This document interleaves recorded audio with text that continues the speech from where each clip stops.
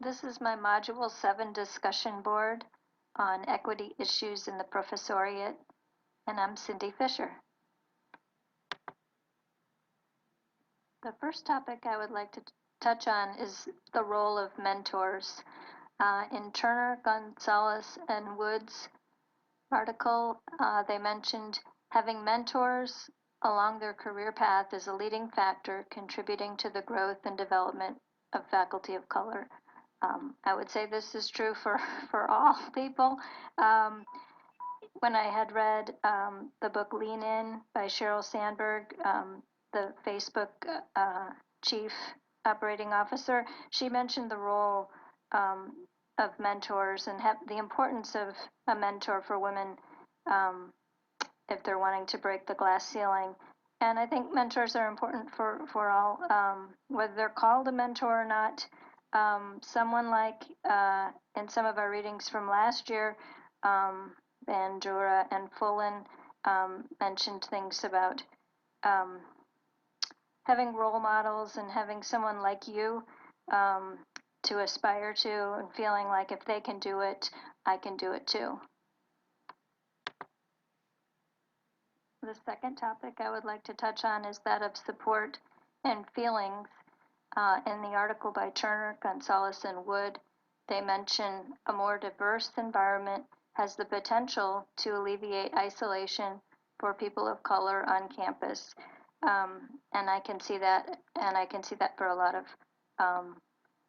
of scenarios as well. And I feel that feelings can run strong, and I've met over the years closed-minded people who have felt jealous and or intimidated by peers of either same sex or same ethnicity, kind of like their counterparts becoming more educated than them or having opportunities that they don't have.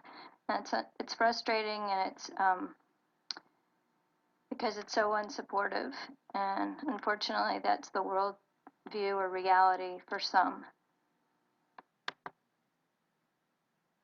Next, I'd like to talk about flexibility and autonomy. In Ward and Wolf-Wendell's article, they mentioned within limits, faculty members are free to work when they choose and when to work on what they choose. And I see this every day in my own work. I have lots of flexibility and autonomy. Ward and Wolf-Wendell also say such autonomy comes with a significant price, a workload that never ends, never having enough time in the day, the ambiguities of tenure expectations, and the expectations for working a, quote, second shift at home. And I see that as well. The work never ends, and come home and, and more with studies and family and things, and just never feeling that there's enough time in the day, a lot of times feeling like it's a sinking ship. And then also the feeling of working a second shift at home. Next comes reshuffling and satisficing. This is a great lead-in from the last one, because if there's never enough time, you have to reshuffle and reprioritize and figure out how to get it all done.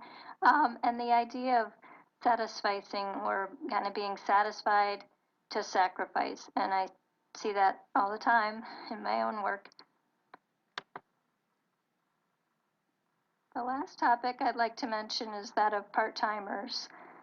Kezar and Gehrke's article mentions various studies have shown that, largely due to an absence of supportive policies and practices that are aligned with quality teaching, non-tenure track faculty members do not use student-centered and high-impact teaching practices. What stood out to me from that quote was not using the student-centered and the high-impact teaching practices. I see this a lot with our ESL instructors, because we are always trying to have it be about the learning about the student, and have them start with the student's goals. And a lot of times I'm visiting classes that's not where they're headed. And I think that because a lot of them are they are all part-time, but they're not all they don't all have a background in education. And let's see, also in the article from Street, Maisto, Merves, and Rhodes, they say the deficiency and invisibility of contingent faculty members' working conditions compromise students' learning conditions, undermining students' ability to engage with these professors outside of class and over time in important ways that contribute to student success. And I see that also with our ESL instructors.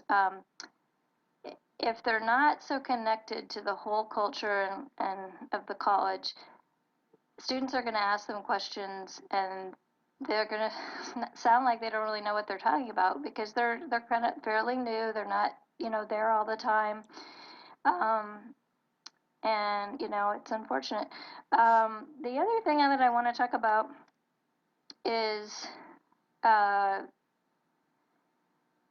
since I'm one of those people who hire the part-timers, and sometimes with little advance notice and preparation before class, just want to mention that why, on my end, why that often happens.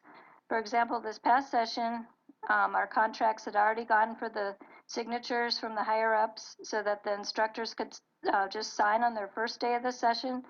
And I had one instructor email me after hours on New Year's Eve that her plans had changed and she could not teach for her two courses, one in the morning and one in the evening. This session that was just starting in a couple of days from then, and um, so there was really just, we were closed New Year's Day, then just going into the weekend, and so I didn't have time to go through the whole hiring process, to advertise, to review applications, to interview, to call references, to train a new hire. I had to use somebody that was the current instructor or somebody that I had already recently hired to teach those two courses. And so, of course, those instructors were hearing it that very last minute. And it sounds like it's all last minute, but it was because the instructor that I had counted on canceled. Anyway, and then there are my references listed there. All right, thank you.